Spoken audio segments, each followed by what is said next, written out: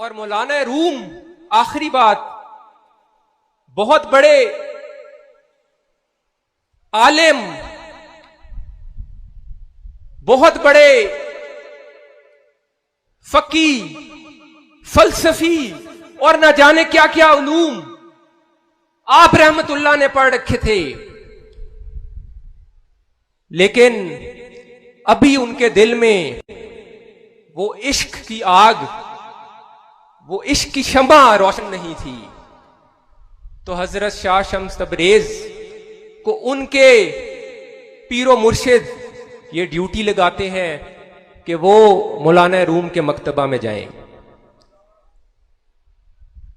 हजरत अल्लामा इकबाल ने इस वाक़ये को अपनी किताब असरार खुदी में लिखा है।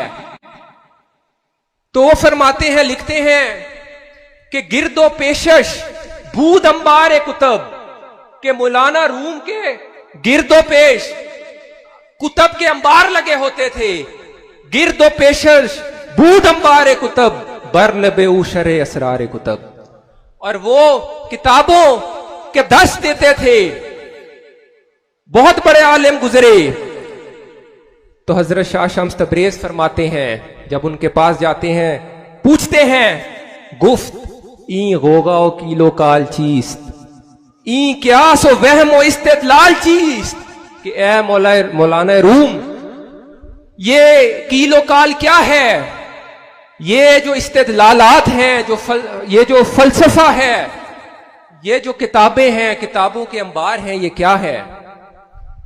तो मौलाना रूम को गुस्सा और जलाल आता है। आप कहते हैं कि पाए खीश अज मकतबम बैरून गुजार, कीलो काल आस्त ई तोरा बावे चेकार, कि ये कीलो काल की बातें हैं, ये उलूम फनून की बातें हैं, ये मार्फत की बातें हैं। शाह शम्स तबरेज, तू मेरे मकतबे से बाहर चला जा, तुझे इनकी मार्फत नहीं। तो शाह शम्स तबरेज आप जलाल में आते हैं, बहुत मशहूर वाकया है।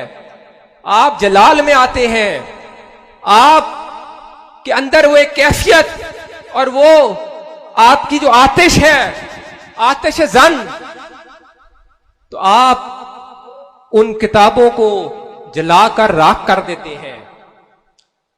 आतिश दिल खिरमन अदराक सोख, दफ्तरान फलसफीरा पाक सोख, आप उन किताबों को भस्म कर देते हैं, जला देते हैं। मौलाना रूम हैरान होते हैं। आप पूछते हैं कि ए शाह शम्स तबरेज, ये तूने क्या किया, ये तो मेरी जिंदगी का सरमाया था।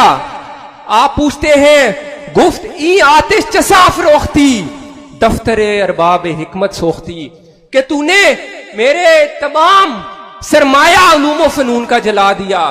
तो शेख शाह शम्स तबरेज फरमाते हैं कि गुफ्त शेख ए मुस्लिम जुन्नारदार, ज़ौक़ो हाल अस्त ई तोरा बावे चेकार, कि ये कीलो काल की बातें नहीं हैं, ये इस्तेदलालात की बातें नहीं हैं, ये इस्तेंबात की बातें नहीं हैं, ये ज़ौक़ो हाल की बातें हैं, तुझे इसका नहीं पता।